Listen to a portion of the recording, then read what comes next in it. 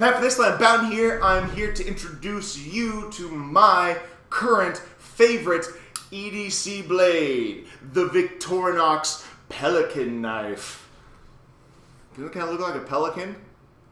Anyway, what are you looking at me for? My knives are down there. I'm a human being. Jeez.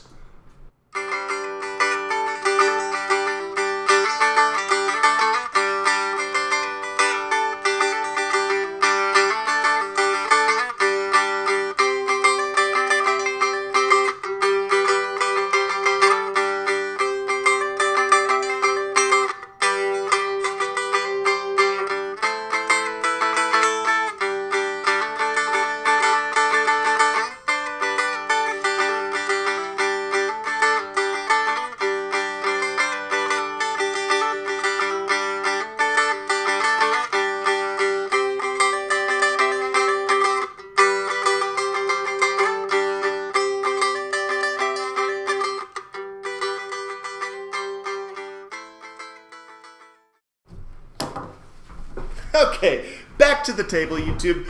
Good to see ya.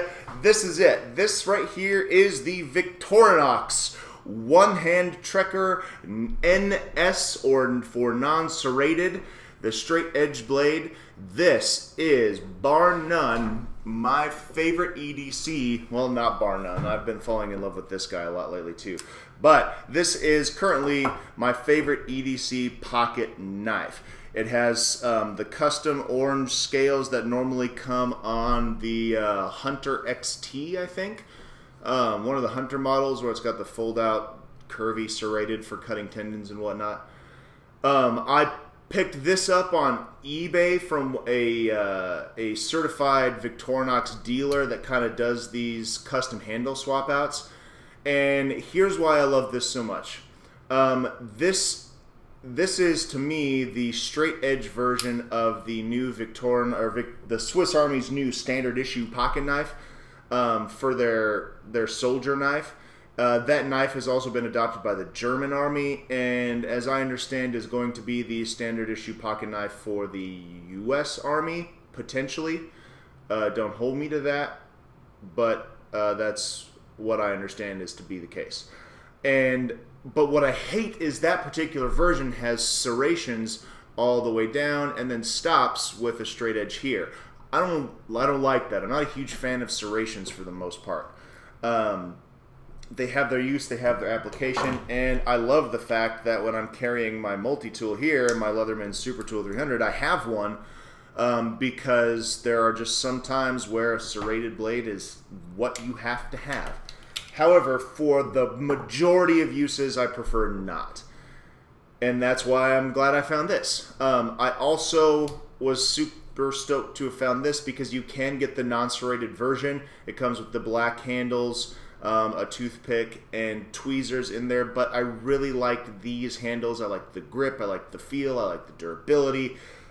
Everything about this handle material I loved. It would have been nice if I could have gotten it in the green, but this is how I found it, and I'm okay with that. Also because when I drop it, this is how I find it. It's bright orange and easy to drop my eyes on. So let me walk you through the 32. Let me walk you through this particular blade. So first off, the blade itself got a nice big old eye of the pelican hole. It's a slow fold out, nothing fast or showy. You got this guy, super smooth, bearing hinges with a flipper, no speed assist. This is a pretty standard, straightforward hinge, and you got to guide the blade all the way out. Once you get it out, you'll notice this is one of the main criticisms of the blade, and I've shared and I see it, is look at the tip. It's not super pointy. It's not super sharp.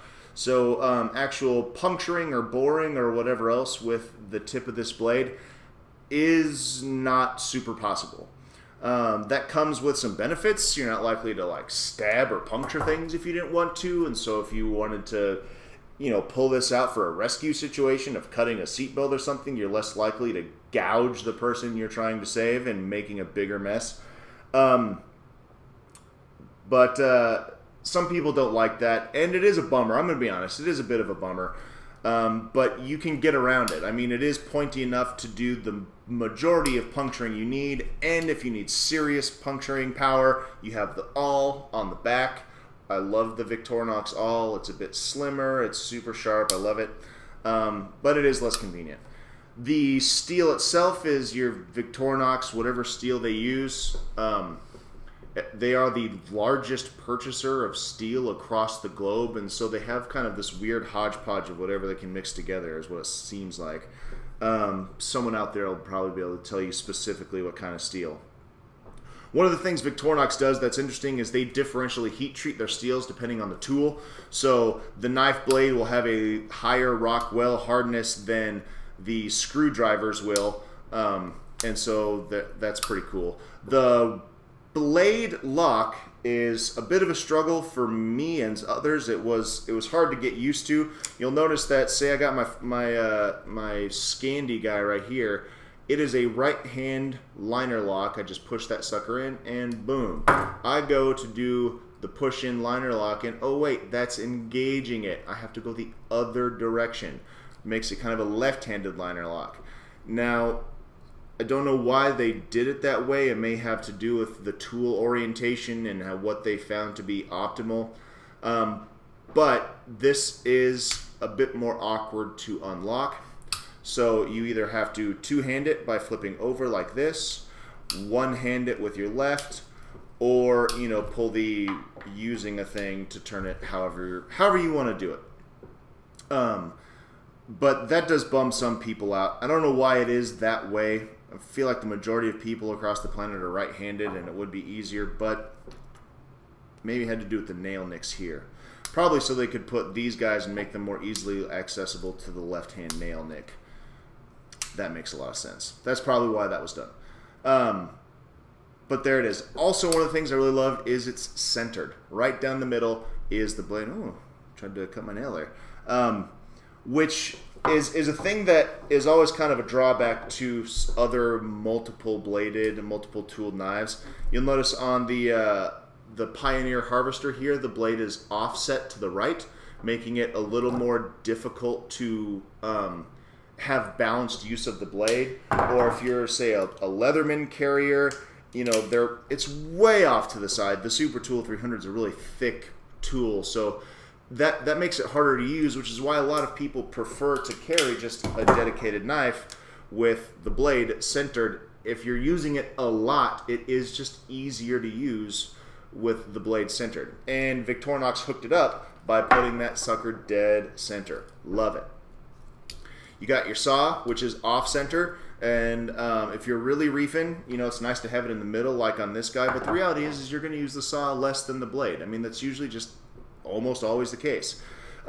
Sharp spine for scraping or ferro rod striking. The Victorinox saws are, in my opinion, hands down the best pocket saws you'll ever find.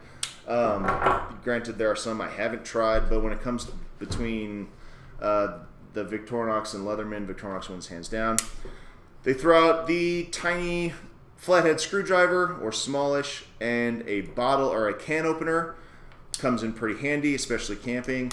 A bottle opener, a wire bender tool there, and a large flathead screwdriver. This tool also locks, and as I understand it, the reason for the locking is to allow you to really dig in and put in some effort on a whatever, if you're prying something or scraping or turning really hard on a screw, it gives you that added security that it's not going to close on you and you'll bust up your knuckles on something.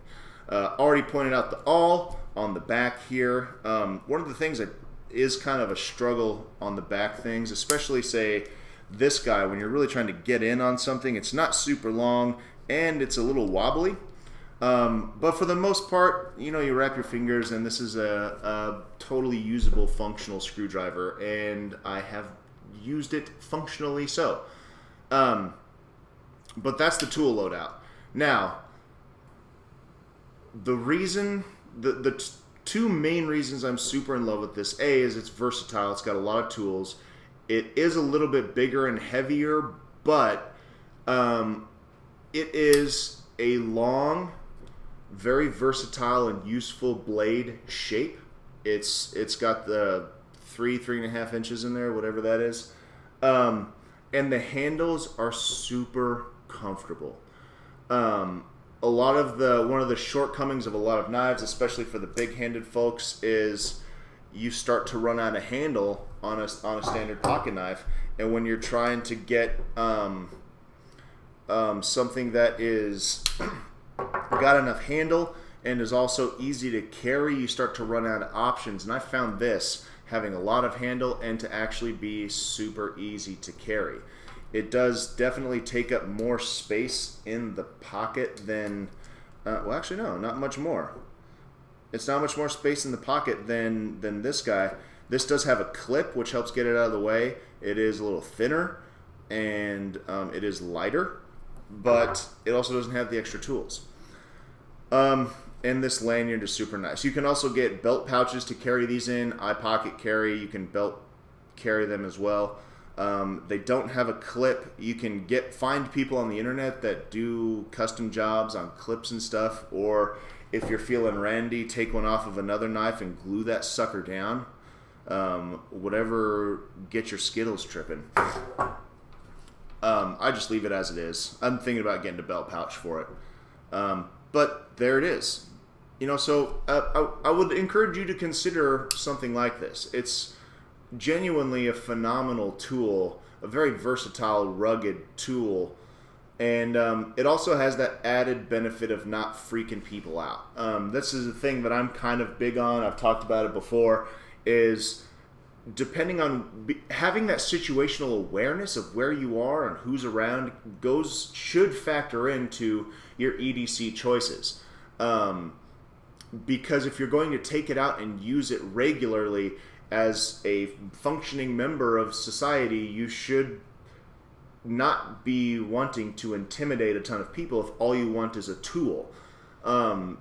If you are wanting something, and that comes into what you want. If you have a self-defense knife and you want people to be scared of you having it, then by all means, man. But if all you want is a tool and you want to be able to take it out and use it at family reunions, around the kids and whatever else, it's nice to have a tool that doesn't freak people out, but also does everything you need when you need it to do that. And this fits that bill without question. Hopefully that was helpful. Like, subscribe, comment, share. Check out the Patreon if you like what we got going on at the channel here. And Godspeed. Don't get eaten by a bear. We love you.